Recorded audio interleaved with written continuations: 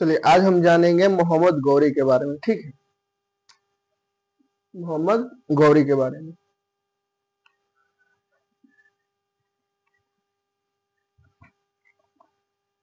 यहाँ पे अफगानिस्तान अफगानिस्तान अफगानिस्तान का एक शहर था जिसका नाम था गौर। अफगानिस्तान का एक शहर था गौर और उसी शहर का शासक था मोहम्मद गौरी। मोहम्मद गौरी अफगानिस्तान का शासक था। अफगानिस्तान कौन शहर था? गौर। और गौर शहर का शासक कौन था? मोहम्मद गौरी। मोहम्मद गौरी का पहला आक्रमण भारत के मुल्तान पे होता है। मुल्तान पे और दूसरा सिंध पे। पहला उसका आक्रमण मोहम्मद गौरी का आक्रमण होता है मुल्तान पे और दूसरा सिंध पे। वो कब करता है?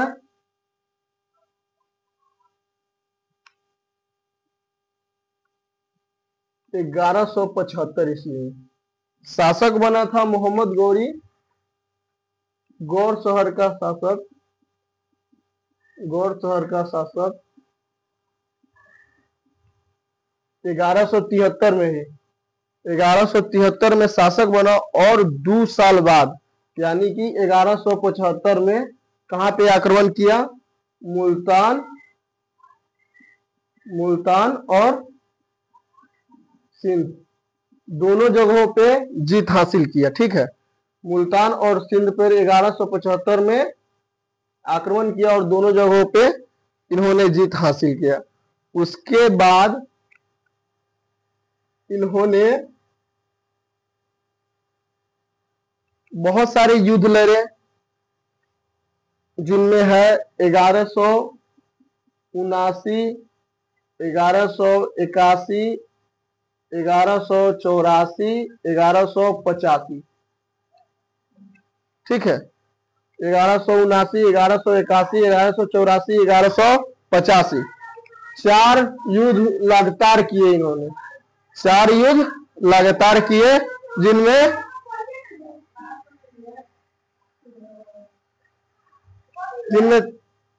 चारों के चारों युद्ध क्या किए? इन्होंने जीत लिए। उसके बाद एक गुजरात का जगह था, गुजरात का जगह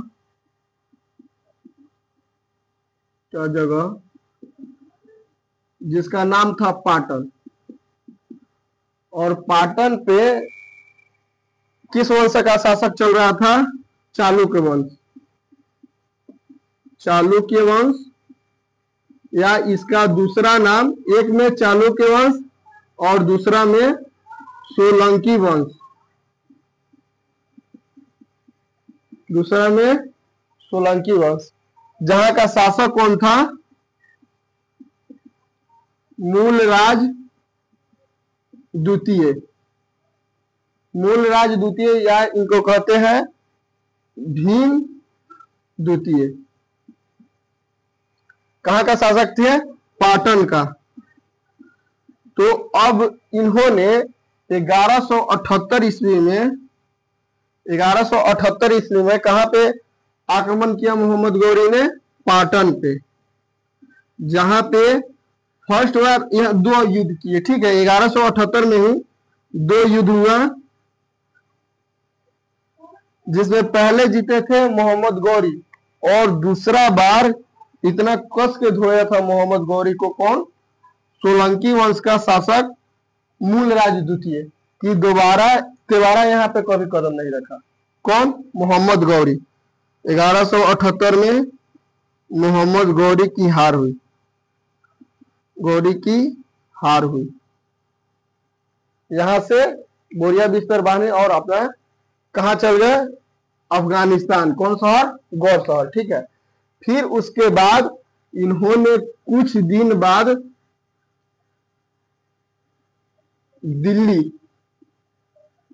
दिल्ली पर आक्रमण किया। वहां का शासक थे पृथ्वीराज चौहान। पृथ्वीराज चौहान तृतीय। पृथ्वीराज चौहान तृतीय। अब इन्होंने पृथ्वीराज चौहान से इनका मुठभेड़ हुआ, किनसे? मोहम्मद गौरी का। तो उन्होंने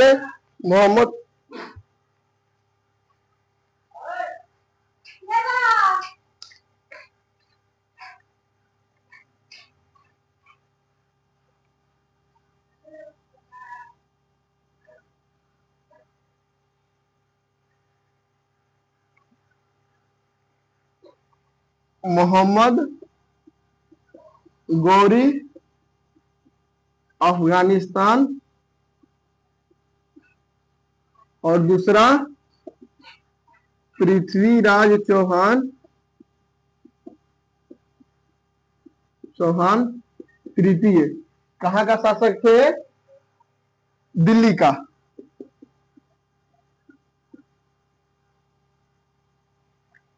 इन्होंने इन दोनों के बीच युद्ध हुआ और युद्ध के घोषणा एक दिल्ली का क्षेत्र था, दिल्ली का क्षेत्र जिसका नाम था तराइन।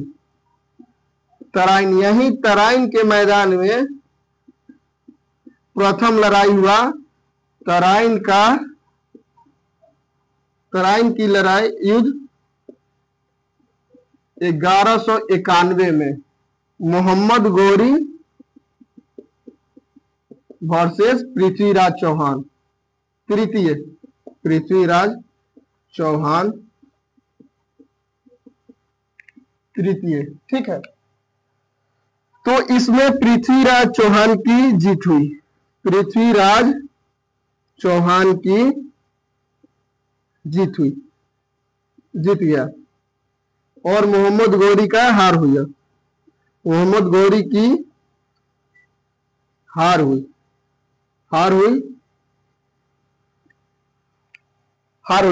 वे फिर हारने के बाद कहां चलेगा? अपने शहर अफगानिस्तान के गौर शहर, और वहां पे जाके आराम से बैठे थे। तो दिल्ली के शासक कौन था? पृथ्वीराज चौहान। इन्होंने अपने जीत के उपलक्ष्य में जश्न मना रहे थे, तो अगल बगल के सारे राजाओं को निमंत्रण दिया था। तो एक यहां पे पड़ता है कन्नौज। कन्नौज का शासक था जयचंद।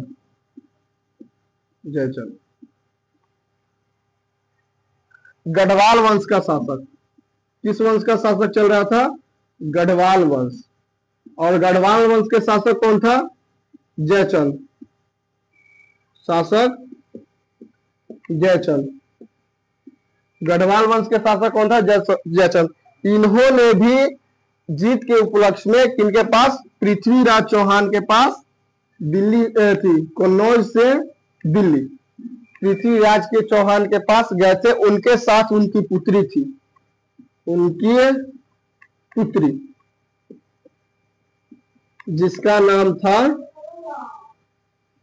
नाम संयोजिता था। जिसका नाम क्या था? संयोजिता, ठीक है। तो उन्होंने किनका पुत्री थी? जयचंद की पुत्री की मुलाकात 1191 ईस्वी में किनसे हुआ? पृथ्वीराज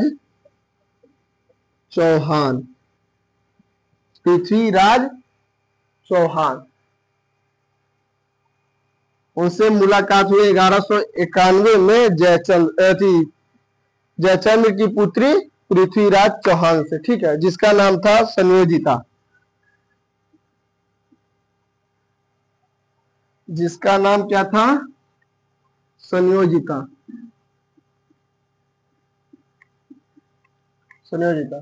तो इन्होंने पृथ्वीराज चौहान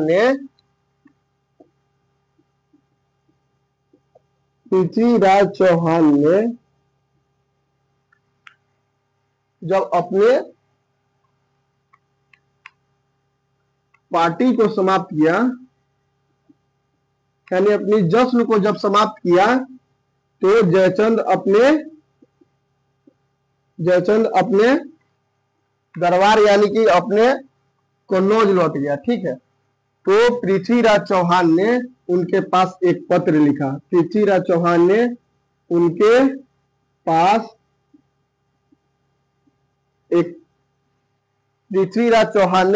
पास एक पत्र लिखा, जिसमें लिखा था,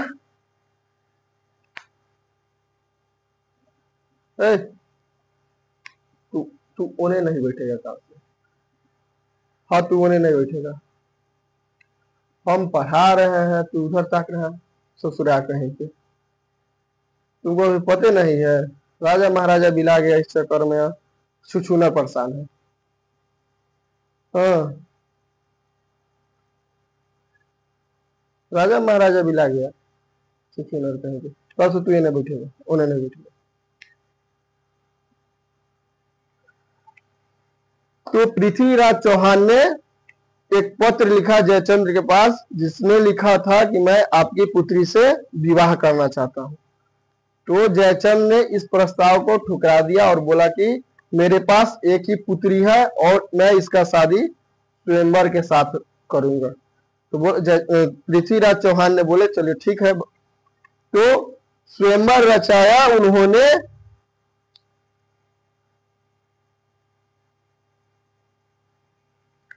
कन्नौज में क्या हो रहा है, स्वयंवर।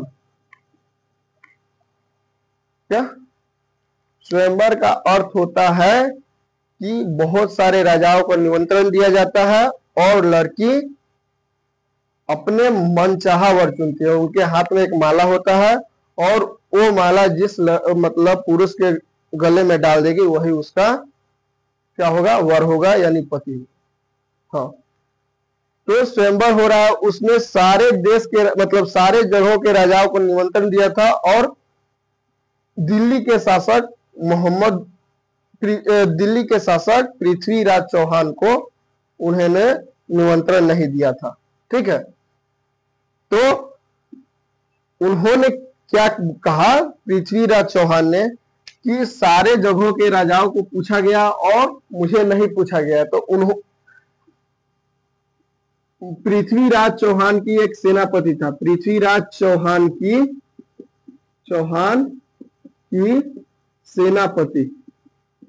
सेनापति जिसका नाम था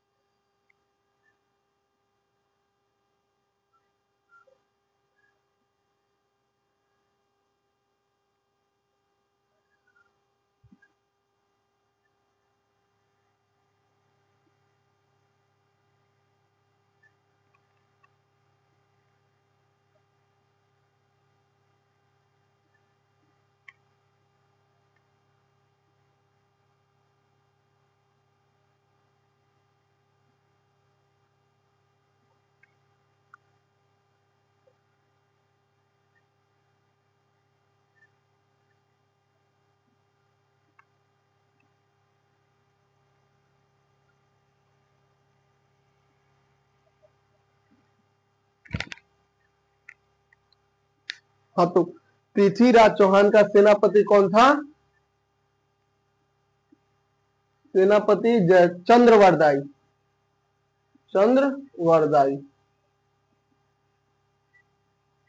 चंद्रवरदाई की एक पुस्तक लिखा गया है चंद्रवरदाई की पुस्तक पृथ्वीराज रासो। इसका पुस्तक का क्या नाम है, पृथ्वीराज रासो। ठीक है, चंद्रवरदाई का साथ पकड़, उन्होंने बोला चंद्रवरदाई को कि सारे देश के राजाओं को निमंत्रण दिया गया और मुझे नहीं दिया गया, क्या करते हैं, संयोजिता का हरण कर लेते हैं। तो चंद्रवरदाई तो सेनापति था, राजा का कहना मानना था, उन्होंने बोला जी महाराज चलिए चलते हैं। तो उन्होंने जयचंद्र का साथ पाकर सीधे घोड़ा पे चढ़कर दिल्ली से कहां पहुंचते हैं, कन्नौज, और वहां से संयोजिता का हरण करके फिर कहां चले जाते हैं, दिल्ली। और दिल्ली जब जाते हैं तो दिल्ली का शासक पृथ्वीराज चौहान इतने मजबूत थे कि जयचंद्र उससे युद्ध नहीं कर पाए, अकेले युद्ध नहीं कर पाए, ठीक है। तो उन्होंने एक मोहम्मद गौरी को उसका उकसा रहे हैं कि आप पृथ्वीराज चौहान से फिर दूसरा बार युद्ध कीजिए, मैं आपका साथ दूंगा। तो उन्होंने बोला, मोहम्मद गौरी ने, भर तो 1891 में धुआ हुआ के आए, फिर का मरवाने के चक्कर में। तो उन्होंने बोला मैं आपका साथ दूंगा। तो पुनः 1192 में 1191 में तराइन की प्रथम युद्ध, 1192 में तराइन की दूसरा युद्ध। पुनः कौन कौन,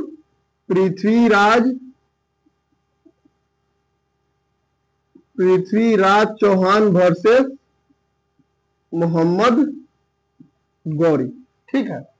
पृथ्वीराज चौहान वर्सेस मोहम्मद गौरी, इन दोनों के बीच पुनः 1192 में युद्ध हुआ, जिसमें पृथ्वीराज चौहान की हार हुई और पृथ्वीराज कौन जीता, मोहम्मद गौरी की जीत और पृथ्वीराज चौहान की हार हुई। और इन्हें पृथ्वीराज चौहान को 1192 में मोहम्मद गौरी ने बंदी बनाकर कहां ले जाता है, अफगानिस्तान यानी गौर शहर, ठीक है। और यहाँ पे दिल्ली में उसका मोहम्मद गौरी के 3 गुलाम थे। मोहम्मद गौरी के गुलाम के नाम जान लीजिए। गुलाम, एक था कुतुबुद्दीन ऐबक, दूसरा यल्लौद, तीसरा कुबाचा।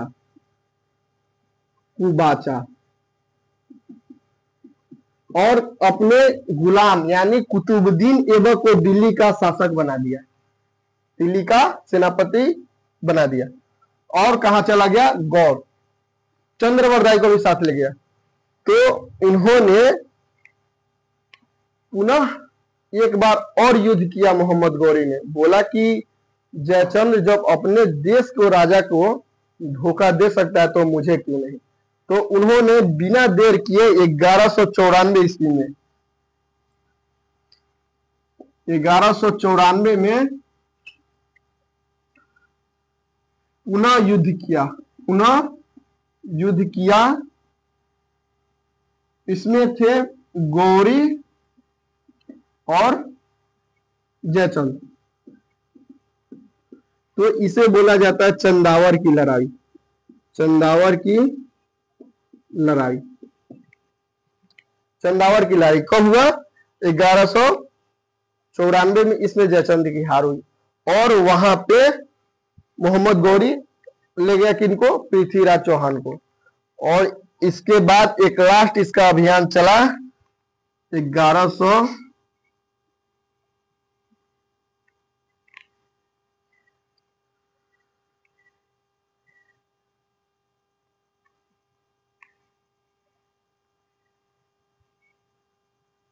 1194 में जयचंद्र की हार हुई। अब उनका मतलब ऐसे बोला जाता है कि एक पंजाब का जगह था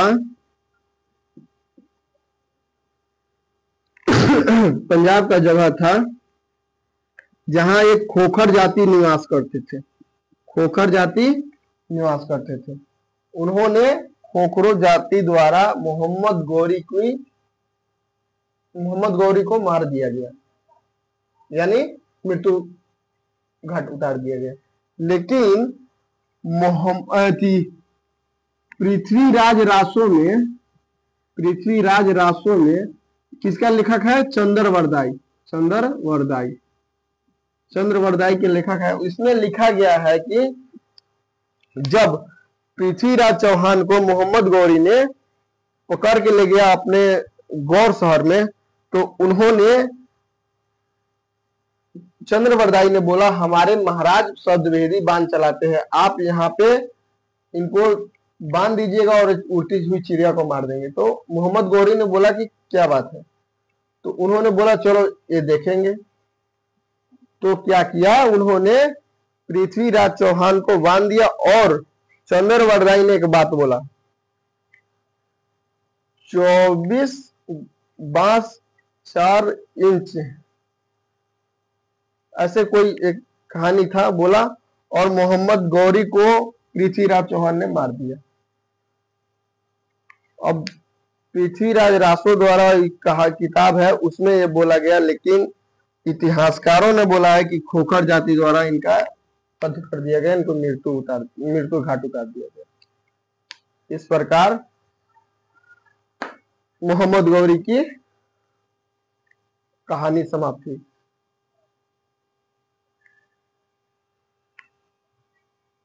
चलिए, और ये इसके बाद शासक कौन बनता है? गुलाम वंश। कौन था? कुतुबुद्दीन ऐबक।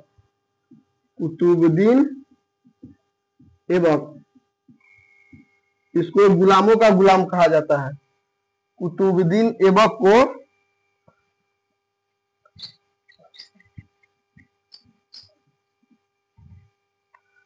इसको गुलामों को गुलाम कहा जाता है, कुतुबुद्दीन ऐबक को।